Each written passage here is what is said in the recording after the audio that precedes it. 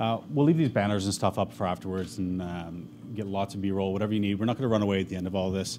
Welcome. We're going to be talking today about the top 10 scams of 2018. We've got a number of partners here who have some valuable information to share. At the end, if there's any unrelated questions or questions related to policing specific, I'm going to stick around at the end and I'll come up here. I'd like to welcome up Danielle Primrose, who's the President and CEO of the Better Business Bureau serving mainland British Columbia. Danielle. Good morning, everybody. Thanks for coming out.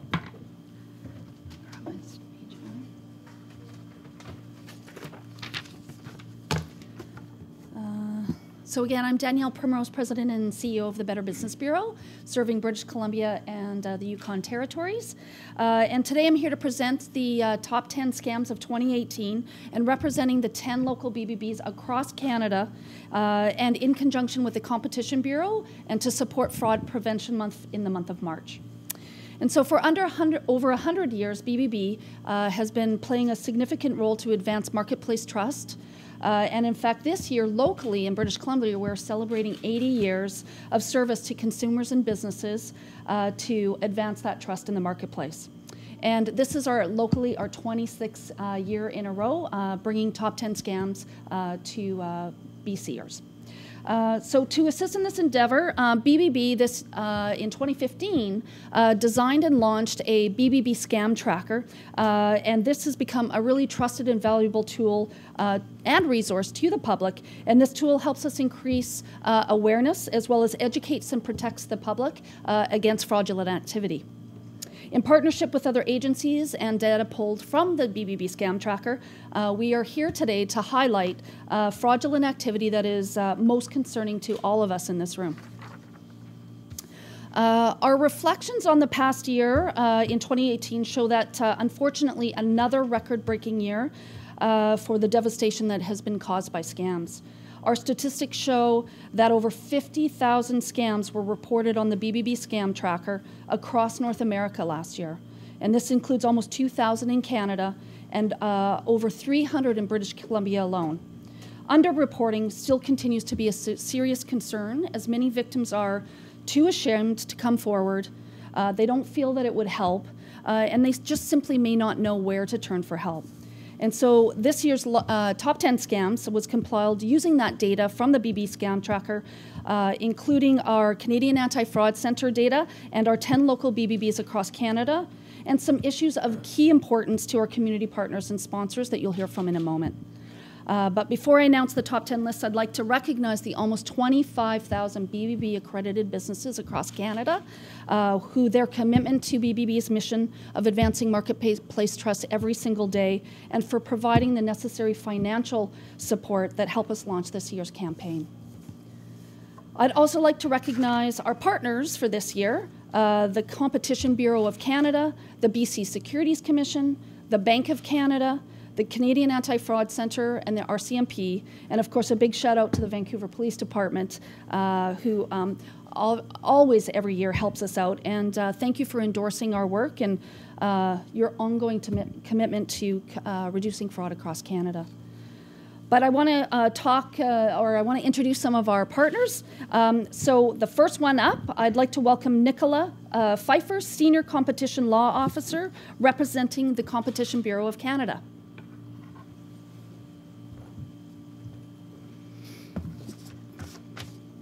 Thank you, Danielle, for that kind introduction. Thank you also to our host today, the Better Business Bureau of Mainland British Columbia, and our partners, the Vancouver Police Department, the Canadian Anti-Fraud Centre, the Bank of Canada, and the BC Securities Commission. And of course, thanks to all of you for joining us today to help us launch Fraud Prevention Month. This is in fact a landmark year, as 2019 marks the 15th anniversary of Fraud Prevention Month in Canada. A lot has changed, and yet so much has stayed the same. The last decade and a half has brought historic digital change. And while scammers are indeed using cutting-edge digital tools to cheat Canadians, at their core, many of today's online fraud schemes bear a striking resemblance to their analog predecessors. The scams are the same, but the mechanisms are new, and the internet is a powerful tool in the fraud toolbox. Powerful enough that it's expanding the reach of fraudulent crime well beyond the traditionally vulnerable consumer groups of seniors, children, and new Canadians. Before I get into that, let's first cast our gaze back to 2004, when the Fraud Prevention Forum launched Canada's very first Fraud Prevention Month. We've accomplished a lot since then. We've produced countless videos to give people the tools they need to recognize, reject, and report scams. We've taken part in dozens of events like this one. We've published our fraud facts report, all kinds of guidance to businesses, and of course, 2 editions of the Little Black Book of Scams. We've reached over 40 million people through our Fraud Prevention Month campaign last year. We've issued nearly 30 alerts since May of 2016 with the aim of helping consumers identify and avoid common scams. We also continue to prosecute fraudsters.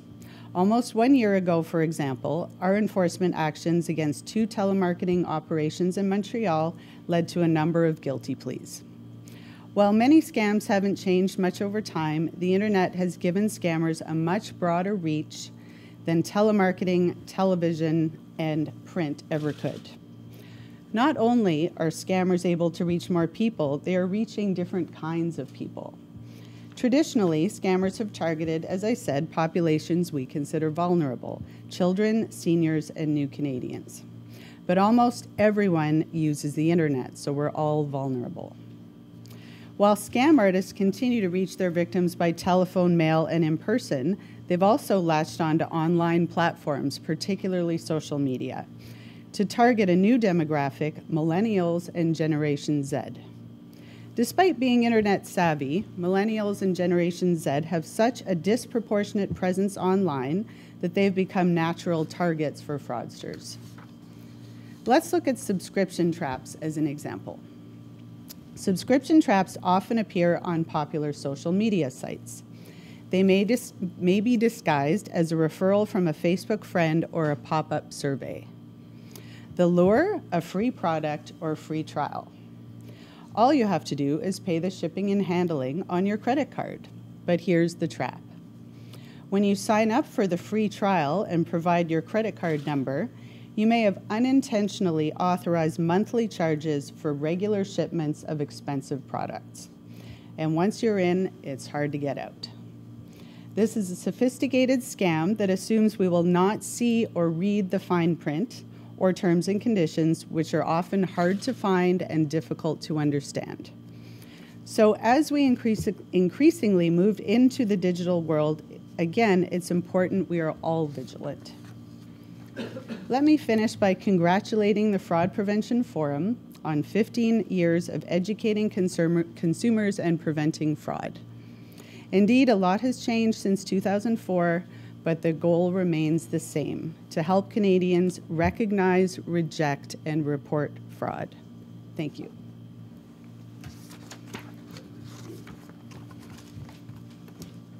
Thank you.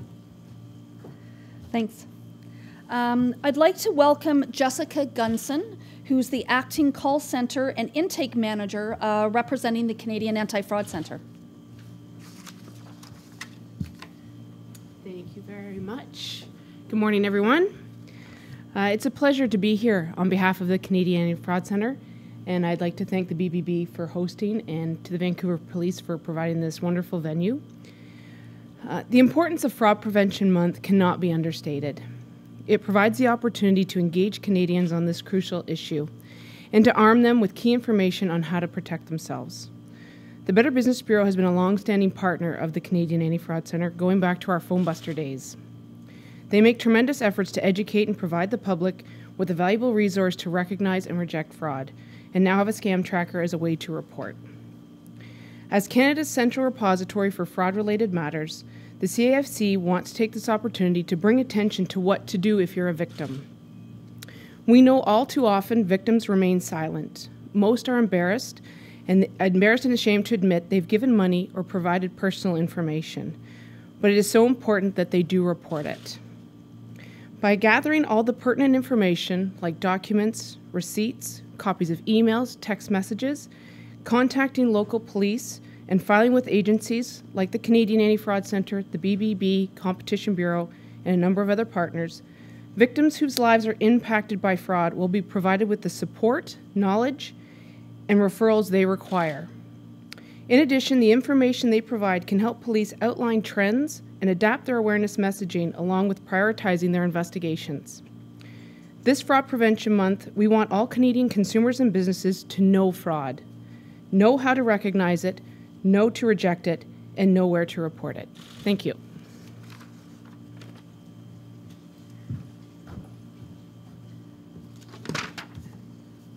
Thank you, Jessica.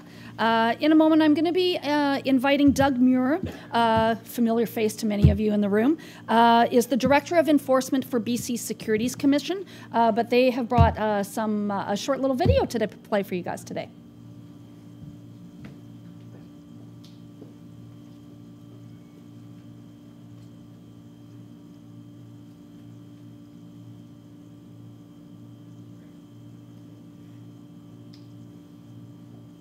I heard about this great opportunity, so I told my nephew. I told my coworkers. We told our families. Everybody got in, and that's when the fraudster got out. Can you spot a fraud? Take the quiz and find out. What have you got to lose? Maybe everything.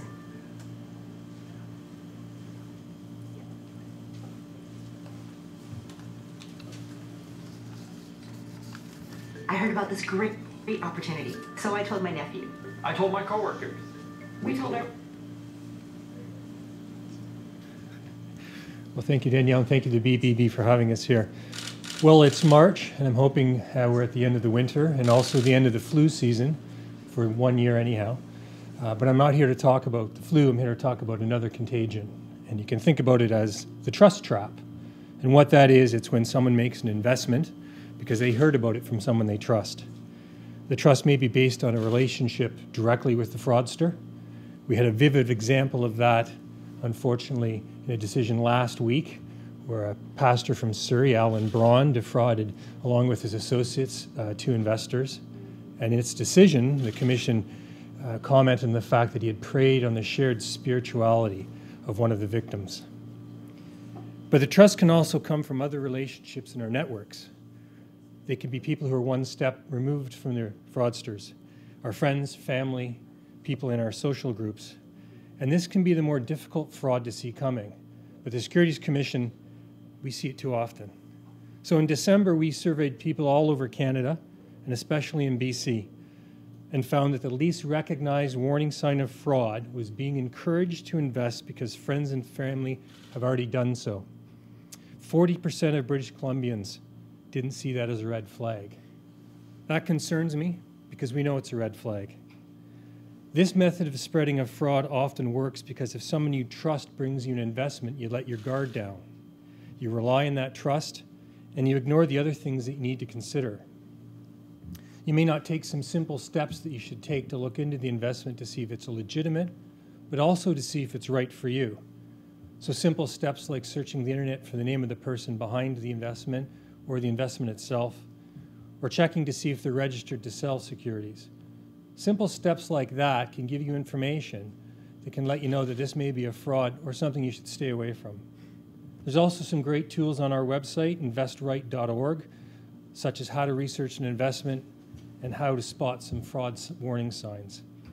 So people who feel confident they can see a fraud coming, who would normally steer away from someone with a fancy car and the slick salesman, they could easily be caught off guard when the investment comes from someone they trust. And this is important. The people you trust may not know that they're passing on a fraud. It's a bit like the flu bug. You may not know you have it. You may not have the symptoms of it. Your investment seems to be doing fine. You're getting a return. You're getting statements. You want to share in the good wealth with your friends or your family, but it turns out to be a fraud, and everyone loses. Some good news from our survey is that British Columbians are much more likely than not to agree that fraud is worth reporting, and I'm encouraged by that because the Commission needs help from the public. And why? Because the sooner we find out about a scam, the sooner we can stop it. We can take steps to do that. We have some powers. We may be able to freeze money. We may be able to get that money back to victims. If we learn early enough about a Ponzi scheme, for example, we can stop a $10,000 scheme from becoming a $100 million scheme. One of the most effective ways to protect yourself is to do your research, educate yourself, ask questions, Ask more questions. Don't be satisfied till you have answers. Speak with a registered advisor. So if you see or hear about a proposed investment, or if you've been victimized by a fraudulent investment, please contact us. We don't want people to feel embarrassed or stupid. We understand that you've been victimized by fraudsters. Unfortunately, they're good at what they do. That's what's happened. Information is available on our websites at bcsc.bc.ca or investorright.org. You can call us at 899-6854. You can send us an email in our inquiries line, or you can fill an online complaint form. So if you think you've been exposed to an investment fraud, please contact us. Thank you.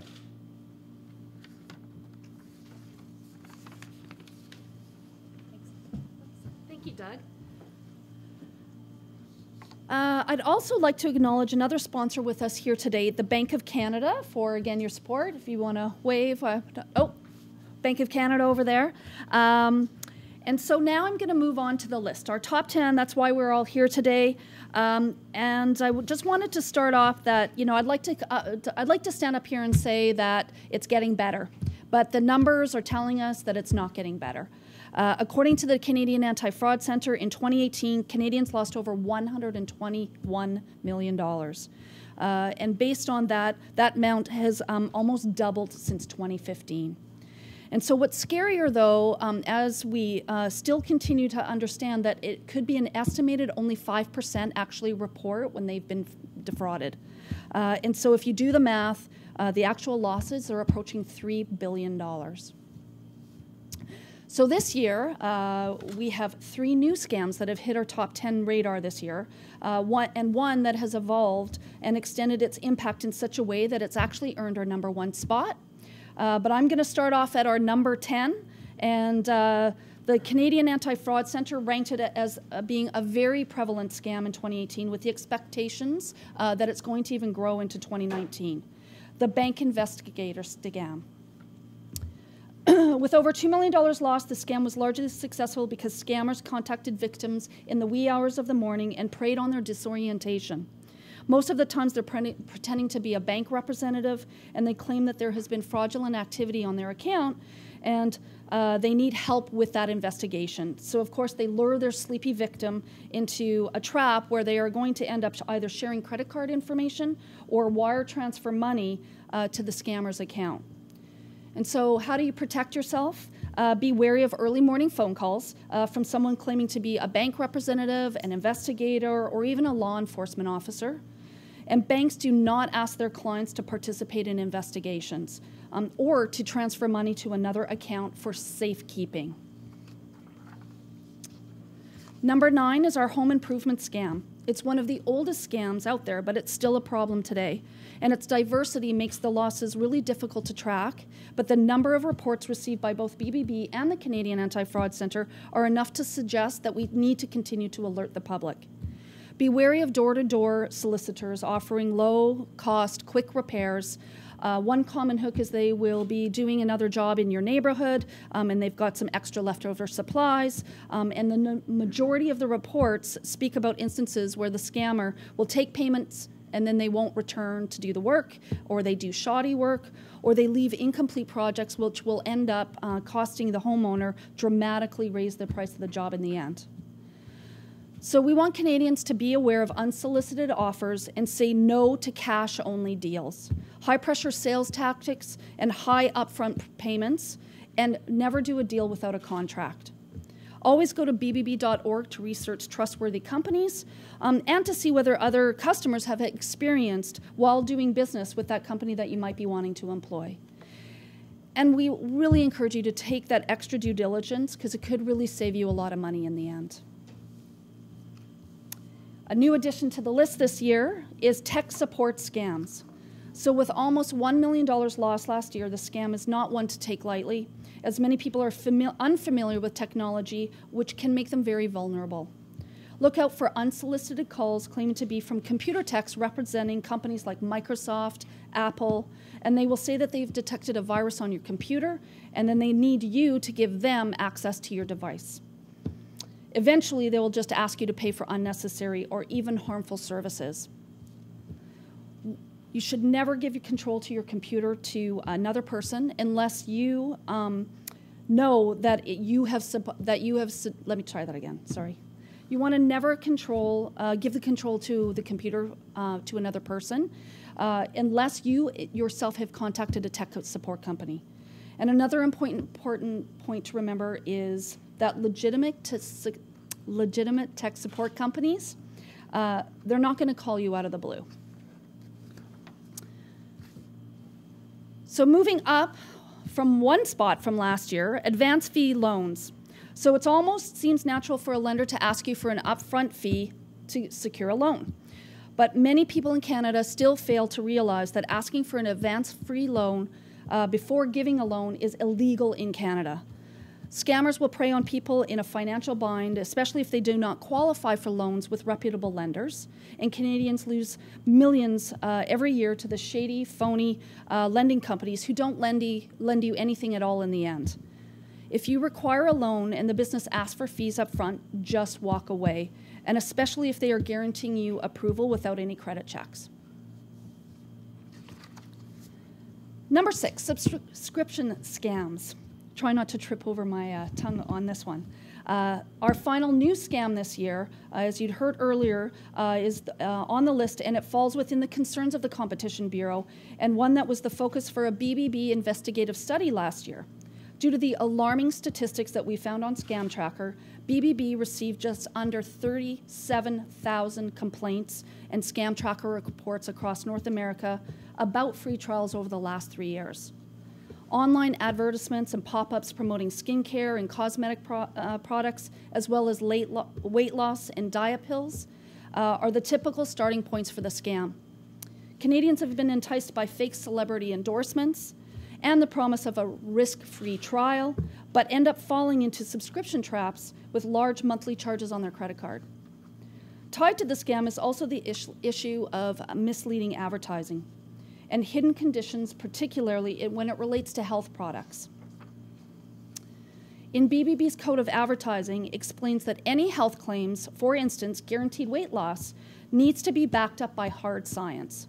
There must be clinical trials validating the claims in the ad for that product. Consumption of untested substances could prove potentially dangerous to consumers, so be on the lookout for fabricated scientific reports as well. When we talk about misleading, it leads us into phishing scams. This is our number 5 list this year. There are plenty of fish in the sea, and as phishing scams are by far the most diverse, the bottom line is that scammers pretend to be who they're not. And this can range from fake invoices to online endorsements to wire fraud to fraudulent emails and even fake websites. This is also another one on the list with losses that are just too far-reaching to track. Always remember that you should never share your personal information or click on any link in an email that you are unfamiliar with. And if you have doubts about an email claiming to be from a business you are dealing with, contact them directly to confirm the information. Number 4, employment scams. Holding its spot from last year at number 4, this scam still managed to have repeat losses of close to $5 million in 2018. Employment scams increasingly difficult to track because scammers are also lurking on reputable job platforms like LinkedIn, Indeed, Monster. The scam typically operates basically as a check cashing scheme and has a range of victims from millennials, people seeking jobs with great flexibility, ex-convicts, new immigrants, seniors, single parents, and even students. And these are really vulnerable people, generally having difficulty finding employment, or their existing situation is one where they just cannot afford to lose any money. And so remember, if you didn't apply for a job, you didn't get hired for one, and no reputable company is going to ask you to cash a check or demand you send money back for an overpayment on your first paycheck without doing any work to other employees. Now we're down to the top 3, so thank you. And the scam to hold the 3rd spot was actually our number 1 scam last year, online purchase scams. So last year, this was our number 1 scam, and over $13 million was lost. And on the upside, the financial impact of the scam has decreased significantly, with losses just over $3.5 million this year. Despite the reduction in the loss, several hundred Canadians still reported the scam to BBB and to the Canadian Anti-Fraud Centre last year, And they have indicated to us that they received similar volumes. Since more than 90% of consumers now shop online, there's greater possibility of exposure to online purchase scams. And in addition, several other scams like fake websites, counterfeit goods, fraudulent checks, and subscriptions traps are also related to online purchases. To stay ahead of the scam, we want Canadians to always remember, if it's too good to be true, the deal probably is. And always stay shopping on legitimate websites and never wire money to somebody that you do not know. Always use your credit card for online purchases and only use secure payment pages, and frequently check your credit card statements. This next scam went from number 6 to number 2 last year, income tax extortion scams. And so if you randomly ask people what scams are they aware of, most of them will say, they will mention at least the income tax scam, or more commonly known as the CRA tax scam. However, despite the fact that people are more aware of the scam and are able to recognize it, the numbers suggest the losses are still piling up. Over $5 million was lost in 2017, and 2018 shows where this increased to over $1 million, up to the tune of $6 million lost last year. One of the questions that we get asked, why is the amount lost reported by Canadians going up while the number of victims are reportedly going down? It's a complex question to answer. However, one area to be considering is that they are getting more and more aggressive and threatening in tone and scams today, so we expect to see more of this. The scammers continue to use threatening phone calls, texts, as well as phishing letters and emails, and there have also been several reports about calls and email extortion campaigns where people are actually being blackmailed for money. Scary stuff. We want to remind the public that Canadian government agencies, including the Canada Revenue Agency, or CRA, do not accept payment in Bitcoin or through gift cards. And they also do not make threatening phone calls or solicit personal and financial information over the phone or through emails. And now for our number 1 scam. The Canadian Anti-Fraud Centre ranked it number 1 as well because of its impact, even though the numbers reported were low. Canadians lost more to this scam than previous years, and without a doubt, there are many more victims out there who are just too embarrassed to come forward. In the last 3 years, BBB alone received 636 reports on Scam Tracker about romance scams and tracked losses of $1 billion from victims across North America. We also received 7,500 complaints about fraudulent activity on online dating sites, which supports our estimate that close to 30% of online profiles are fake. In Canada, the statistics show that romance scams have resulted in double-digit losses over the last 3 years. In 2018, more than $22.5 million was reported lost, up from $17 million in 2016. The Better Business Bureau recently released a study about romance scams, and it's describing its evolution from just taking money from victims, where scammers are prolonging the deception and manipulating, but what has evolved out of this now is by turning the victims into money mules. They use unwitting victims to transfer money, stolen goods, drugs, fake checks, and also facilitate identity theft, tax scams, and phishing.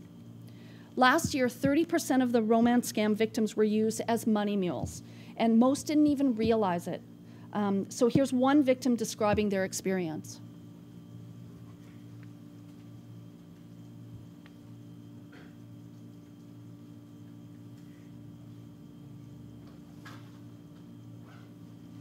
So I went online because, I was looking for someone that, was on the up and up. Once I met him, I just kind of hid my profile on Plenty of Fish. He was enticing. He told me that he was coming back here to take care of me because he just loved me so much. I was a soulmate. It was probably about 6 months, 7 months. He asked me to send him $10,000. I told him I did not have it. He did back off from asking me for large amounts of money. And then as time went on, he would have a friend send money in my name for me to pick up. And then after I got the money, then he would ask me to buy him some Amazon cards you know, and take out the numbers and send them the receipt and the cards. I kind of felt like, you know, I was being scammed. He said, and then when I brought it up to his attention, he just got real angry and said that he wasn't a scammer because he wasn't asking me for money. When I called my friend from the Better Business Bureau, he told me I was a mule. The biggest reason I'm telling this story is there's so many women out there that are being victimized. They need to stop what they're doing because it just goes on continually and they're just constantly being violated.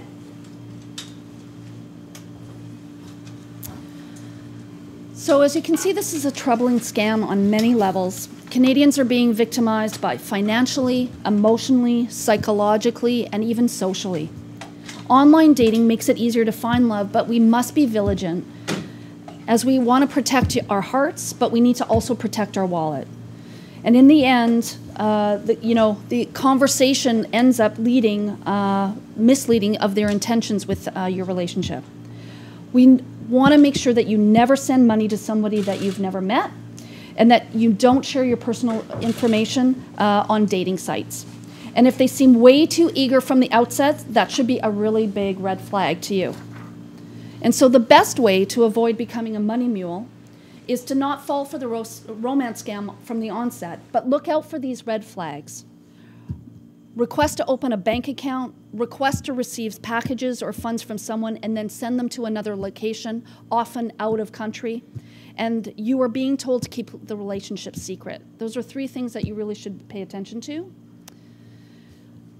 So, those are our top 10 scams for 2018. And so by educating the public on our most devastating scams and by providing practical consumer tools like BBB Scam Tracker, we hope to reduce the impact and the financial losses on Canadians. If you were victimized by a scam, understand that you are definitely not alone. As from these numbers, you can see that there are a lot of people in this category.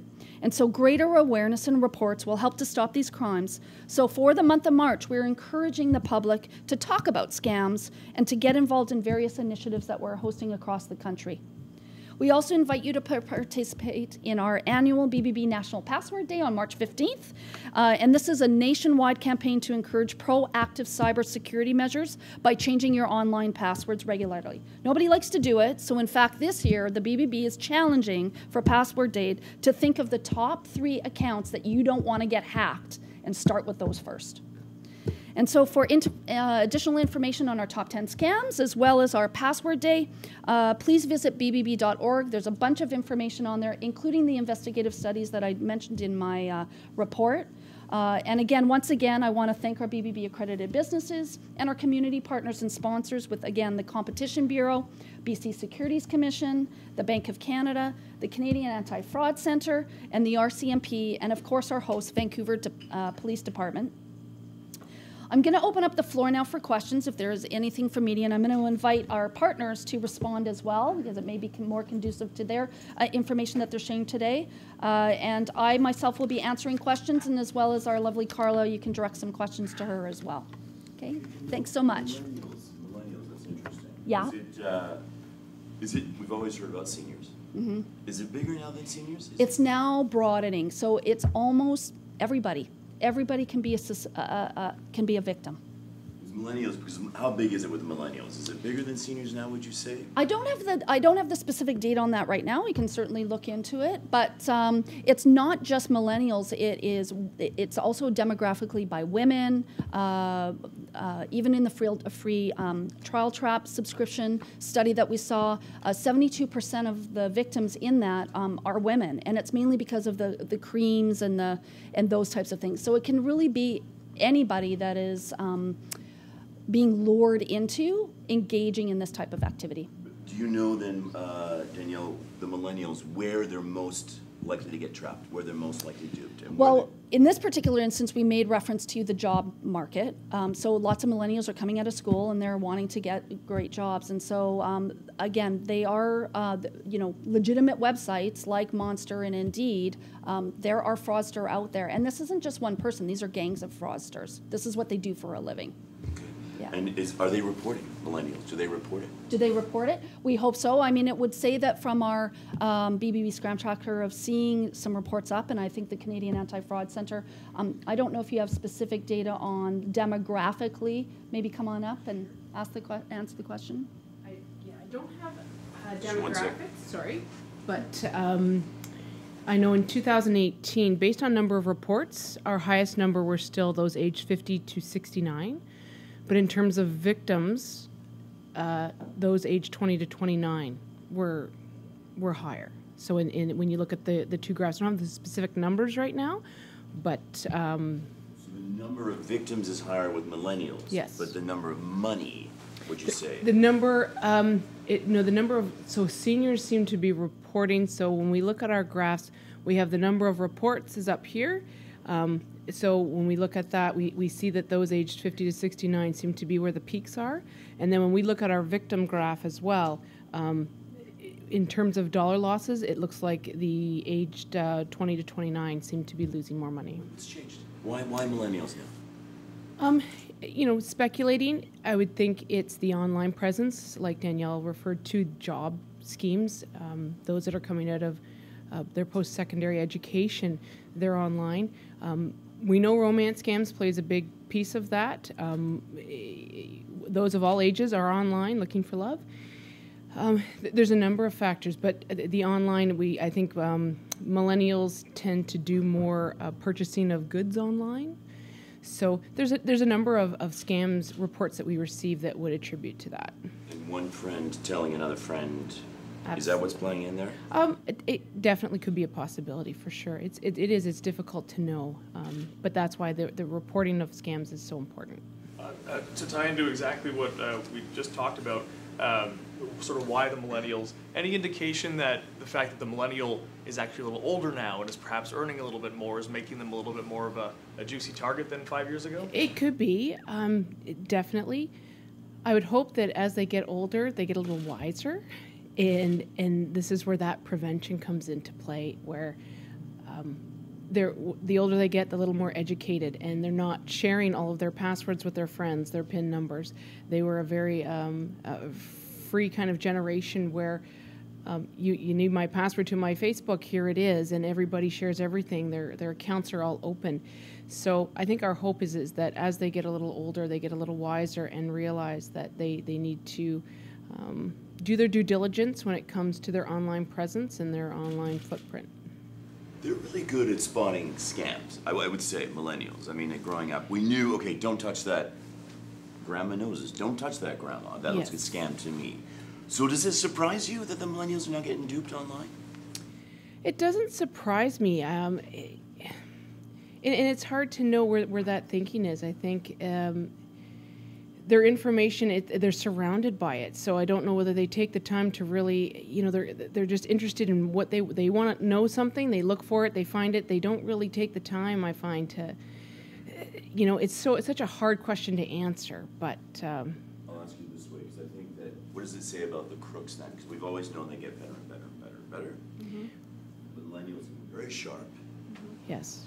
What does it say about the crooks that they're getting some money?